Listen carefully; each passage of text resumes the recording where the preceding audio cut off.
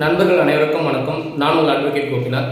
CSR என்றால் என்ன, FIR என்றால் என்ன, டிஎஸ்ஆர் என்றால் என்ன என்று பார்ப்போம். சிஎஸ்ஆர் என்பது கம்யூனிட்டி சர்வீஸ் ரிஜிஸ்டர். ஒரு காவல் நிலையத்தில் நம்ம புகார் கொடுக்கும் பொழுது அந்த காவல் நிலையத்தில் நம்ம கொடுத்த புகாருக்கு சிஎஸ்ஆர் காப்பி வந்து நமக்கு போட்டு கொடுப்பாங்க. அது சின்ன குற்றங்களாக இருந்தாலும் சரி, ஒரு சின்ன பிரச்சனைகளாக இருந்தாலும் சரி, அதுக்கு முறையான விசாரணை செய்து நாம் கொடுத்த புகாருக்கு நடவடிக்கை எடுத்து கொடுப்பார்கள். இதுக்கு வந்து நான் காக்னிசபிள் அஃபென்ஸ் நம்ம சொல்லுவோம்.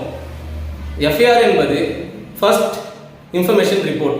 ஒரு குற்ற சம்பவம் ஒரு இடத்துல நடக்குதுன்னா அது உடனடியாக ஒரு முதல் தகவல் அறிக்கை பதிவு செய்து அது என்னென்ன பிரச்சனை, எங்கே நடந்தது, யாரும் சம்மந்தப்பட்டிருக்கா, இது எல்லாமே வந்து ப்ராப்பராக இன்வெஸ்டிகேட் பண்ணுவாங்க. இதுக்கு இன்வெஸ்டிகேஷன் பீரியட் வந்து 90 டேஸ்ன்னு சொல்லுவாங்க. இது வந்து எஃப்ஐஆர் பதிவு செய்யறதுக்கு அந்த அதிகாரம் யாருக்கு இருக்குன்னா எஸ்ஐக்கும் இன்ஸ்பெக்டருக்கும் மட்டும்தான் அந்த அதிகாரம் இருக்கிறது. இதை வந்து நம்ம எஃப்ஐஆரில் வந்து நம்ம எல்லாத்தையும் சொல்லுவாங்க. டிஎஸ்ஆர் என்பது வந்து டெய்லி சிச்சுவேஷனல் ரிப்போர்ட்.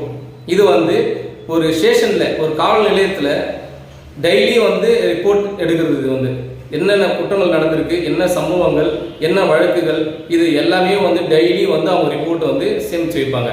இது வந்து நம்ம டிஎஸ்ஆர் என்று நம்ம சொல்லுவோம். நன்றி, வணக்கம்.